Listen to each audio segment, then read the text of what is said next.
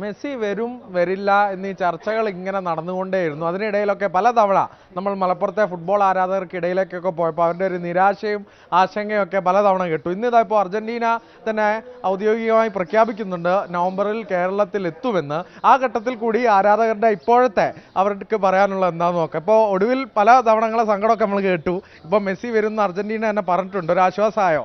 വളരെ സന്തോഷം. ഇപ്പോൾ ഔദ്യോഗികമായിട്ട് പ്രഖ്യാപിച്ചു. അർജന്റീന ഫാൻസ് ഗ്രൂപ്പ് തന്നെ വന്നു. അപ്പോൾ ഞങ്ങൾ ഭയങ്കര സന്തോഷത്തിലാണ്. പക്ഷേ ഞങ്ങൾക്കൊരു എന്താ വെച്ച് കഴിഞ്ഞാൽ ഇനിയും ഞങ്ങൾ ഈ ഫാൻസിനെ കളിപ്പിക്കുകയാണെന്നെങ്കിൽ ഞങ്ങൾ ശക്തമായ പ്രതിഷേധത്തിലേക്ക് പോകും. അത് നമ്മുടെ കായിക മന്ത്രിയോടുള്ള ഒരു റിക്വസ്റ്റാണ്. ഇനിയും ഇതുപോലെ ഞങ്ങൾ ഫാൻസിനെ കുതിരൂട്ടാനും നിങ്ങളെ ഭാവമെങ്കിൽ ഞങ്ങൾ ഞങ്ങൾ ശക്തമായ പ്രതിഷേധത്തിലേക്ക് പോകും. എന്താണ് സന്തോഷം ഉണ്ടാവും? സന്തോഷമുണ്ട്.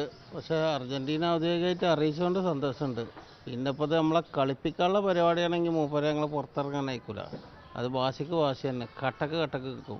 ഇപ്പം വരുന്ന അർജന്റീന തന്നെ പറഞ്ഞപ്പോൾ ഒരു സന്തോഷത്തിലെത്തിയോ? വന്നാൽ വളരെ സന്തോഷം. അർജന്റീന ഒഫീഷ്യൽ മറ്റേ പേജിലൊക്കെ വന്നു കണ്ടു വളരെ സന്തോഷം. അത്ര ഒരുക്കങ്ങളിലേക്കൊക്കെ കടക്കാനായോ? തീർച്ചയായിട്ടും ഒരുക്കങ്ങളിലൊക്കെ കിടക്കാനായിട്ടുണ്ട്. പിന്നെ ഇന്ന് കാലത്ത് ആണ് ഞാൻ മൊബൈൽ എടുത്ത് നോക്കുമ്പോഴാണ് ഞാനും ന്യൂസിൽ കണ്ടത്. പക്ഷെ അത്രയ്ക്ക് അങ്ങോട്ട് വിശ്വസിക്കാൻ കഴിഞ്ഞില്ല എനിക്ക്. പിന്നെ ഇവരൊക്കെ പറഞ്ഞപ്പോഴാണ് എനിക്ക് മനസ്സിലായത്. എന്താണ് ഒരുക്കങ്ങളൊക്കെ എങ്ങനെയാ?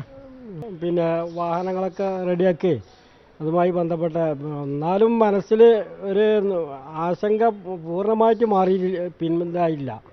കാരണം വെച്ചാൽ ഇപ്പോഴും പഴയത് ആവർത്തിക്കുക എന്നുള്ളൊരു ചെറിയൊരു ശങ്ക മനസ്സിലുണ്ട്. അതില്ലാതിരിക്കട്ടെ എന്നുള്ളതാണ് നമ്മളെ പ്രാർത്ഥന. എന്തായാലും മെസ്സിയും അർജന്റീനയും വന്നാൽ സ്വീകരിക്കാനുള്ള എല്ലാ തയ്യാറെടുപ്പുകളിലുമാണ് ആരാധകർ. എന്തായാലും അവർ പറയുന്ന ഒരു കാര്യമുള്ളൂ, മെസ്സി വരണം എന്നുള്ളത് അവർ ഈ ഘട്ടത്തിലും വീണ്ടും ആവർത്തിക്കുകയാണ്. അനീസ് തോട്ടയ്ക്കാടിനൊപ്പം അരുൺ അമൃതനാഥ്, മാതൃഭൂമി ന്യൂസ്, മലപ്പുറം.